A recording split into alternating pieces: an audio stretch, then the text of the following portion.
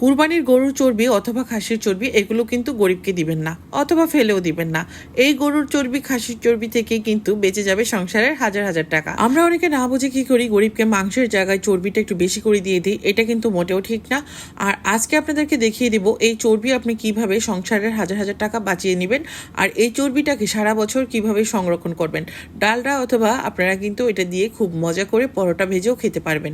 তবে এই চর্বি আরও অনেক কাজে লাগবে। তবে এই চর্বিটা কিভাবে সুন্দর করে প্রসেসিং করতে হয় সেই প্রসেসটা দেখিয়ে দেবো। সারা বছর জুড়ে আপনারা কিন্তু এই চর্বি ব্যবহার করতে পারবেন। এটা কিন্তু চর্বি না, এটা এখন অনেক সুন্দর একটা ডালডা হয়ে গেছে, যেই ডালডাটা আপনি বিভিন্ন রেসিপিতে ইউজ করতে পারবেন। আর এই তো প্রথমে আপনি দেখিয়ে দিচ্ছি একটা পরোটা ভেজে। আর যখন এই ডালটা দিয়ে পরোটা ভাজবেন না, খেতে কিন্তু অনেক বেশি ভালো লাগে। যাদের বাসায় একটু চিকনা চাকনা হ্যাংলা পাতলা মানুষ আছে তাদেরকে বেশি করে খাওয়াবেন, দেখবেন খুব তাড়াতাড়ি এদের স্বাস্থ্যের পরিবর্তন হয়ে যাচ্ছে। শুধু শুধু এই চর্বি ডালডাগুলোকে আমরা হয়তো কিন্তু ফেলে দিই, ফেলে না দিয়ে একসঙ্গে অনেকগুলো চর্বি, যেটা করব দেখে হয়তো বুঝে নিয়েছেন, একটা প্যানে দিয়ে ঢাকনা দিয়ে ঢেকে দিলাম। আর এখন একটু পরপর নাড়াচাড়া করে দিচ্ছি। এর মধ্যে 2-4টা এলাচ, লং, লবঙ্গ আর তেজপাতাও দিয়ে দিতে পারি, এতে করে সুন্দর একটা স্মেল আসবে। চাইলে এই জায়গায় আপনারা কিছু মশলাও দিতে পারেন, তবে আমি কোনো মশলা দিচ্ছি না, কারণ মশলাটা দিলে কালার হয়ে যায়, আমার এটা দেখতে ভালো লাগে না। তো আমি কিন্তু এখন এটাকে অনবরত জাল করতে থাকবো। চুলার আঁচটা থাকবে লো হিটের চেয়ে একটু বেশি, খুব বেশি বাড়ানো যাবে না। আর চর্বিগুলোকে একদম পুড়িয়ে ফেলা যাবে না, একদম পুড়িয়ে ফেললে কিন্তু টেস্ট নষ্ট হয়ে যাবে। যখন দেখবেন চর্বিগুলো একটু ভাজা ভাজা হয়ে আসছে, তখন কিন্তু আমি এটা নামিয়ে নিব। আশা করছি আজকের এই চর্বির রেসিপি আপনাদের ভালো লাগবে। আর যদি ভালো লাগে প্লিজ ভিডিওটা বেশি বেশি করে শেয়ার করবেন। আপনাদের একটা শেয়ার আমার জন্য তো অনেক বেশি উপকারী। আর এই তো এর মধ্যে কিন্তু চর্বিটা গলে গেছে। এটা খুব বেশি একটা টাইম লাগে না, 20 মিনিটের মতো সময় লাগবে, যদি চুলার আঁচটা লো হিটের থেকে একটু বাড়ানো থাকে। একদম বেশি বাড়িয়ে দিলে দেখা যাচ্ছে পুড়ে যেতে পারে। তা আমি এখন তুলে নিচ্ছি। এগুলো কিন্তু এখনও পুরোপুরি চর্বি থেকে তেলটা বের হয় নাই, তবে যতটুকু বের হয়েছে ওটুকুকে আমি তুলে নিচ্ছি। আর বাকিটা আমি আবারও জাল করে নিব। হয়তো অনেকেই আছে যারা নতুন রাঁধুনি ব্যাচেলার ভাইরা না বুঝেই কিন্তু এই জিনিসগুলোকে ফেলে দেয়।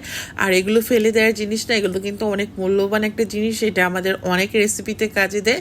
তো আশা করছি এখন থেকে আর ফেলে দিবেন না, সারা বছর জুড়ে আপনারা সংরক্ষণ করতে পারবেন মজাদার এই ডালডা।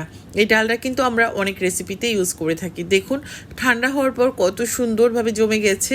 আর বাকি যে অবশিষ্ট চর্বিগুলো ছিল সেটা থেকেও কিন্তু আমি চর্বিটা বের করে নিয়েছি। আর এখন দেখুন ঠান্ডা হওয়ার পর মাশাআল্লাহ দেখতেই কিন্তু অনেক সুন্দর লাগছে। এইটুকু পরিমাণ চর্বি যদি আমরা বাজার থেকে কিনতে যাই ডালডা হিসেবে, তাহলে দেখবেন অনেক দাম পড়বে। আর এত টাকা দিয়ে শুধু শুধু আমরা ডালটা কিনে আনি, সেটা কতটা হেলদি আমাদের তো জানা নাই। তবে নিজের হাতে নিজের ঘরে তৈরি করাটা কিন্তু খেতেও ভালো লাগে, তাই না? আর একদম পরিষ্কার পরিচ্ছন্ন পরিবেশে এত মানে কি বলবো, দেখি খেতে ইচ্ছে করছে, তাই না? তা আমার যেই কথা সেই কাজ। আমার তো গরম গরম একটা পরোটা ভেজে খেতেই হবে আমার কাছে মনে হচ্ছে, কারণ আমি তো আবার খেতে পছন্দ করি। তো মাঝে মাঝে নিজেকে ট্রিট দিই, এই টাইপের ট্রিটগুলো দিতে বেশ ভালোই লাগে। দেখা যাচ্ছে যে অনেক দিন মানে এরকম চর্বি বা ডালডা দিয়ে কিন্তু পরোটা ভেজে খাওয়া হয় না।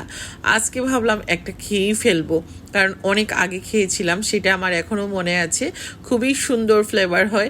তা আজকে ভাবলাম যে ডালটা দিয়ে আজকে একটা পরোটা ভেজে খাবো ইনশাল্লাহ।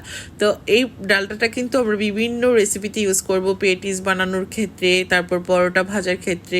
যারা একটু মানে চিকনা চাকনা আছে বাসায় তাদেরকে খাওয়াবেন, দেখবেন তাদের স্বাস্থ্যের পরিবর্তন কয়েকদিনই বুঝতে পারবেন। আসলে এগুলো যারা আমরা একটু বেশি হেলদি তারা কিন্তু এগুলো খাবো না, এগুলো স্বাস্থ্যের জন্য অত বেশি স্বাস্থ্যকর না। তো মাঝে মধ্যে তো নিজেকে একটু ট্রিট দেয়াই যেতে পারে, সবসময় তো আর মানে দেখা যায় মেপে গনে খাওয়া হয় না। এরকম ট্রিট মাঝে মধ্যে নিজেকে দিবেন। আমি আজকে যেমনটা করতেছি, আর একদম ডালটা দিয়ে সুন্দর করে একটা পরোটা ভেজে নিচ্ছি। আর ডালটাগুলো কিভাবে সংরক্ষণ করলাম সেটা হয়তো দেখেই বুঝতে পারছেন। চাইলে এগুলোকে নর্মাল ফ্রিজও রেখে দিতে পারেন, ডিপ ফ্রিজও রাখতে পারেন। সবাই ভালো থাকবেন, আল্লাহ হাফিজ।